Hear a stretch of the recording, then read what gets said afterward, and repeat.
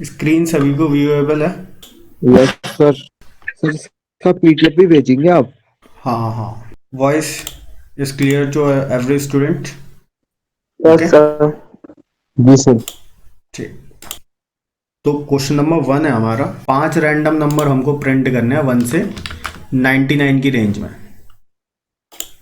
तो how can we do that? तो हमको सबसे पहले रैंडम मॉड्यूल इंपोर्ट करना पड़ेगा। एक शॉर्ट नेम दे दिया आर। मॉड्यूल के अंदर होते हैं बहुत सारे फंक्शंस, जैसे हमारा मैटप्लॉटलिब है, ठीक है, और जैसे हमारा किंटर है, ठीक है, पाई क्यूटी 5 है। ये अलग अलग क्या है, हमारी मॉड्यूल्स या फिर लाइब्रेरीज होती हैं। इनमें बहुत सारे फंक्शंस होते हैं अलग अलग टास्क के लिए। तो रैंडम मॉड्यूल का हम यहाँ पर यूज़ करेंगे, इंपोर्ट कर चुके हैं हम, ठीक है। अब हमको 5 रैंडम नंबर्स प्रिंट करने हैं, ओके, और 1 से 99 की रेंज में। तो अगर मैं रैंडम मॉड्यूल का एक फंक्शन होता है आर डॉट रैंड इंट, ये मैं लगाऊँ, ठीक है, अगर मैं ये लगाऊँ तो क्या होगा, एक रेंज में यहाँ पे दे सकता हूँ 1 से, 1 से 19 ठीक है, 100। कोई भी हम दे सकते हैं, 99 भी दे सकते हैं, क्योंकि मैं आप बता चुका हूँ रैंड इंट जो फंक्शन होता है, इसमें जो हम दोनों रेंज देते हैं ना, ये दोनों रेंज कैसी होती हैं, कैसी होती हैं, इंक्लूसिव। इंक्लूसिव हाँ, सर। मतलब 1 भी रिटर्न हो सकता है, 99 भी हो सकता है, और उनके बीच का कोई नंबर तो रिटर्न हो ही सकता है, ठीक है। तो यहां पर अगर मैं इस प्रोग्राम को प्रिंट करूं, तो आउटपुट में आप देखो एक नंबर रिटर्न हुआ है 64, ठीक है, एक नंबर रिटर्न हुआ है। अब इस बार हमने प्रोग्राम को एग्जीक्यूट करा तो 5 रिटर्न हुआ है। तो इसी रेंज में जो होता है वो नंबर रिटर्न होता है, कोई भी नंबर रिटर्न हो सकता है रैंडमली, है ना। देखो बेसिकली जो रैंडम मॉड्यूल है और जो रैंडम फंक्शन है, वो रैंडम डेटा जनरेट करने के लिए यूज में आता है, रैंडम डेटा जनरेट करने के लिए यूज में होता है। जैसे कि कैसीनोज होते हैं, ठीक है, कैसीनोज हो गया, या हमको लॉटरी निकालना होता है, वेबसाइट्स होती है ना, तो वो रैंडम किसी का नाम पिक करते हैं, रैंडम नाम पिक करते हैं, तो वो रैंडम के जरिए होता है, ठीक है। तो रैंडम जो मॉड्यूल है उसमें जो फंक्शंस हैं वो रैंडम डेटा पिक करने के लिए काम में आता है, ओके। तो यहाँ पर रैंडेंट फंक्शन लगाया है, हर कई सारे फंक्शंस हैं और इन सारे फंक्शंस का अलग अलग काम होता है, ठीक है। तो यहाँ पर अभी हम रैंडेंट को समझ रहे हैं। तो रैंडेंट ने क्या करा, एक नंबर रिटर्न करा है, लेकिन हमको करना क्या है, 5 नंबर चाहिए। तो 5 बार रैंडेंट हमको प्रिंट कराना पड़ेगा, है ना, 5 बार ही तो प्रिंट कराना पड़ेगा। अब एक लॉजिक तो ये आएगा, अब एक लॉजिक तो ये आएगा दिमाग में कि हम इस तरीके से 5 नंबर ऐसे 5 बार प्रिंट कर रहे हैं, है ना, ये लॉजिक आ सकता है दिमाग में, तब भी हमारा आंसर आउटपुट सही आएगा। लेकिन ये लॉजिक ना, लॉजिक तो है पर थोड़ा सा इलॉजिकल लग रहा है, क्योंकि हम रेपिटेशन जब होता है किसी स्टेटमेंट का, तो हम लूप यूज करते हैं, है ना। और हम यहाँ पर क्या करेंगे, एक रेंज दे देंगे, भाई। हाँ 5 रेंज दे देंगे, और रैंडेंट जो फंक्शन है 5 बार एग्जीक्यूट होगा,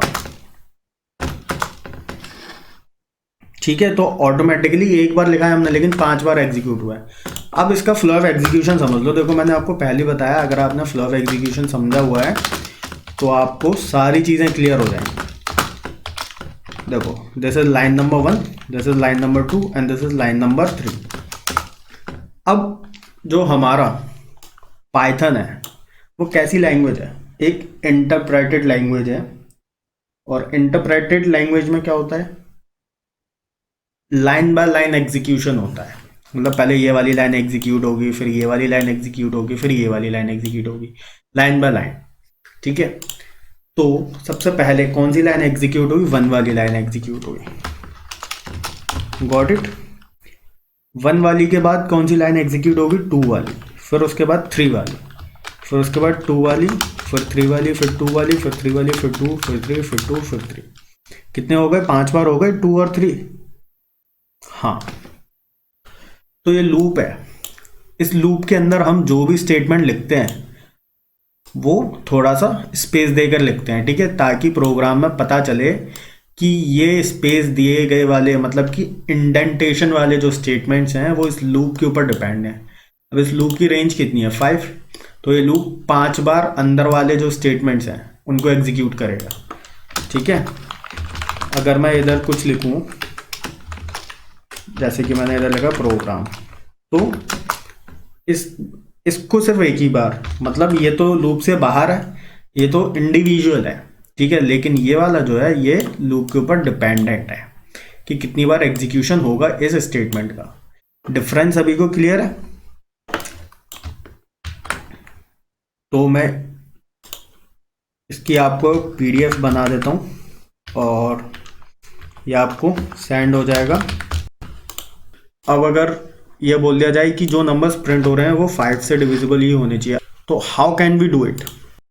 हेलो डियर स्टूडेंट्स, अनअकैडमी की तरफ से ascend all India championship conduct हो रही है क्लास 11, 12 और इसके साथ ही साथ 6th, 7th, 8th, 9th and 10th के स्टूडेंट्स के लिए। तो ये ऑल इंडिया चैंपियनशिप एक्सपर्ट द्वारा क्यूरेट करी गई है। इस चैंपियनशिप को आप लाइव अटेम्प्ट करेंगे। टोटल 60 क्वेश्चन होंगे, कोई भी नेगेटिव मार्किंग नहीं होगी और जो टाइमिंग है वो है 10 जनवरी 11 AM से 12 PM तक। इस टेस्ट चैंपियनशिप को अटेम्प्ट करने के बाद आपको यह पता चलेगा कि आपकी कितनी प्रिपरेशन हुई है। इस चैंपियनशिप की पूरी डिटेल रिपोर्ट और एनालिसिस आपको दिखाया जाएगा और जो स्टूडेंट्स इस चैंपियनशिप के टॉपर्स होंगे उन्हें अनअकैडमी का प्लस सब्सक्रिप्शन मिलेगा और इसके साथ ही साथ 5 लाख रुपीस का जो स्कॉलरशिप है वो भी उनको प्रोवाइड करा जाएगा। एसेंट टेस्ट सीरीज का जो लिंक है वो मैंने डिस्क्रिप्शन में दिया है। मेक श्योर कि आप क्लिक करके एनरोल करिए, बिल्कुल फ्री चैंपियनशिप है। जो फ्री कंटेंट है अनअकैडमी का उसे आप अनलॉक करने के लिए कोड अप्लाई कर सकते हो TOPG, ओके, टॉप जी। अब अगर ये बोल दिया जाए कि जो नंबर्स प्रिंट हो रहे हैं वो 5 से डिविजिबल ही होने चाहिए, तो how can we do it?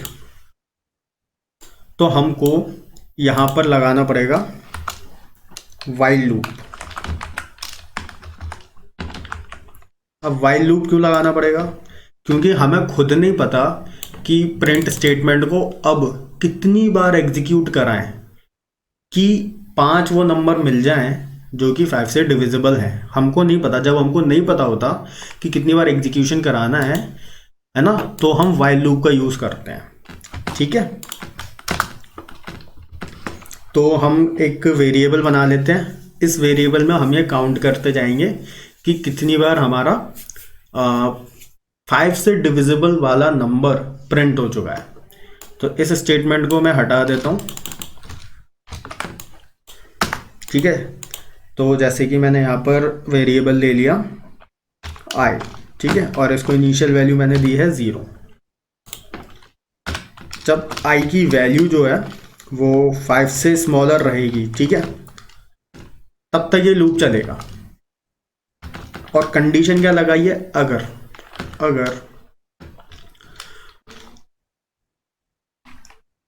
पहले हमको यहाँ पर एक रैंडम नंबर लेना पड़ेगा और ये रैंडम नंबर के लिए वेरिएबल हम ले लेते हैं b। ठीक है,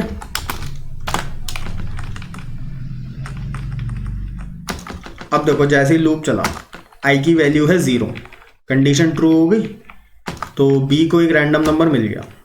ठीक है, b को क्या मिल गया? एक रैंडम नंबर।